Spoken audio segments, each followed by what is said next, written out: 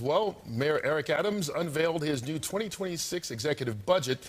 The $115 billion spending plan includes funding that affects several crucial election year issues, including public safety and increased access to child care and after-school programs. Joining us right now from Gracie Mansion, Mayor Eric Adams, along with First Deputy Mayor Randy Mastro. Nice to have you all with us this morning on Good Day.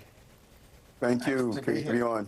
Mayor, I know you call this the best budget ever, but the critics are out. They smell blood. They say you did not take into effect uncertainty with the economy. What is your reaction to the critics? Think about this for a moment. We have $8.5 billion with a B in our savings. $8.5 billion. That's a record level. And at the same time, we have been able to navigate through two crises, the COVID crisis and the asylum seeker crisis, and fiscal cliffs, and union contracts. 99% we've settled. And now we're able to invest in children like that Bayside High School student that I was one day that we betrayed. We're now investing in them. So those critics are just being political. We are investing in people. But why didn't you allocate money for the rainy day fund? Well, Rosanna, as the mayor said, $8.5 billion in reserves. That's the largest amount in city history. $2 billion in a rainy day fund alone. That's the largest in city history. But we've had record revenue last year in our city and a very strong first quarter. And by managing the migrant crisis so well and reducing the migrant population that needed support down from over 230,000 down to less than 40,000 today, that's also a billions dollars savings in our city budget. That crisis blew a $7.5 billion hole in the past. Look, some people see the glass, the pessimists, the political opportunists, they see the glass half empty. They're rooting against New York for whatever reasons. We see the glass half full. We see a bright future. We see an opportunity to invest in our city's future, to invest in our kids' future. Public safety, crime, reduced by record proportions. Lowest murder rates, lowest shooting rates, affordable housing produced at record levels. We see economic opportunity, 4.86 million New Yorkers, with jobs the highest in city history. And we see an historic landmark investment in our children. They're our future, in universal after school and in after school and childhood development programs. This is an historic moment. It really is the best budget ever. It's the best I've ever been involved in. And as you know, I did this job in the 90s and did a lot of budgets.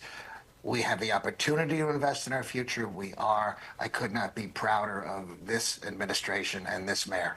Mayor Adams, Randy Mastro is a great hype man for you. You both talk about the $8.5 billion in reserve, and that's a fact.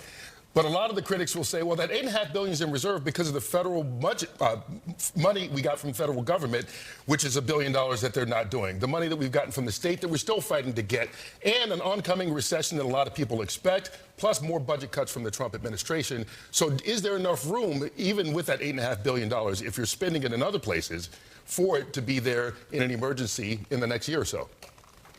And those are great questions you're asking. And next time you speak to those critics, tell us, should we take away the universal after school? Should we take away the child care? Should we take away the investment in public safety? Should we take away the investment in revitalizing our infrastructure? Ask them where we should take the money from.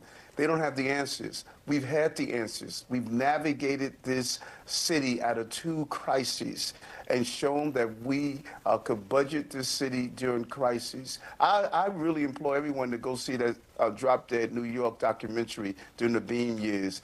We had no layoffs, no increase in taxes. In fact, we're proposing to cut taxes on low-income New Yorkers. We have to start celebrating, guys. New York is seeing a bright future in front of them because of how we managed and navigated this city. And we'll deal with those uncertainties. We have $8.5 billion to deal with those uncertainties. One last question for me about. Go ahead. Sorry. Yeah, thank you, Kurt. Kurt, I'm not hyping anything other than an historic budget. I'm a government professional who came back to help our city and to make progress in our city. And I'm so proud of this budget.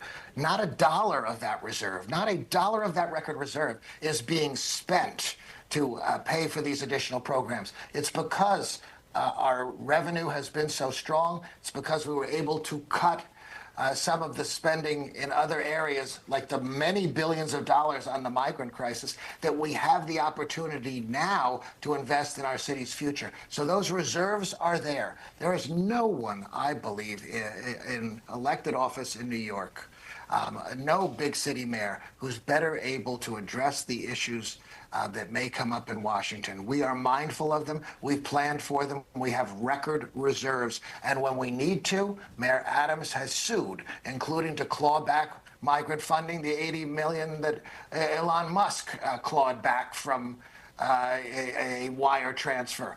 We will do the right thing for New York, and we will use the skills of this administration to manage through any problems, as this administration has done in the past. All right, one more question for me about the budget. Mayor Adams, as soon as you release a preliminary budget, City Council Speaker Adrian Adams agreed with you. The times that you two agree scares people, I think, because you usually don't agree on a whole lot right out of the gate.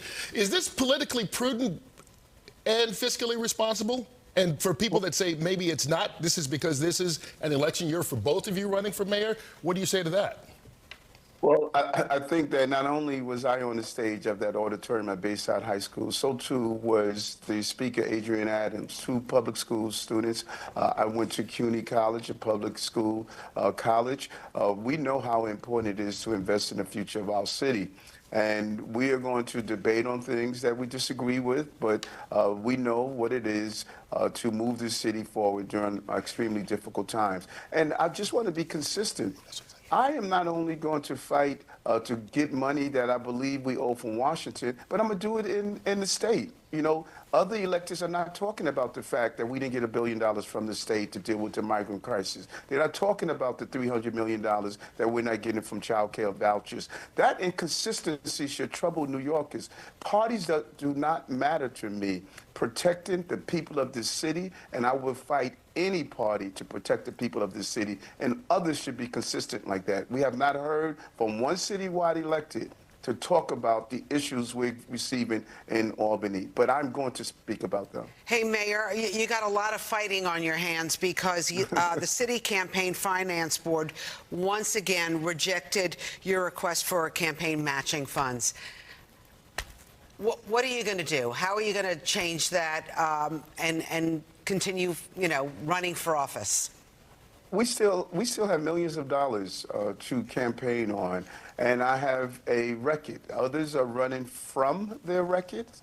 I am running on my record, and I'm going to do what I do best, and I speak to working class people of the city. We still have millions of dollars, and I have a legal team that is going to continue to pursue the due process that we deserve to talk about why we should be receiving our campaign matching funds. Were there volunteers that did things that are inappropriate? Yes. And I apologize to New Yorkers.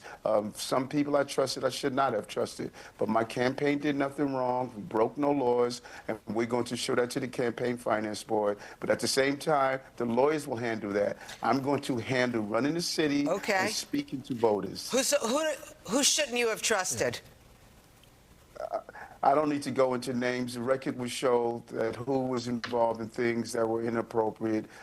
Right now, the lawyers will handle my pursuit to get my dollars that I deserve, and I'm going to run the city like I've done successfully, and I'm going to be on the campaign trail, and I'm looking forward to that.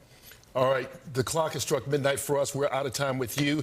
Will you explain to Randy Mastro being a hype man is not necessarily a bad thing? You do that off camera, all right? Thank you very much for both of you. Mayor Adams, First Deputy Mayor Randy Mastro.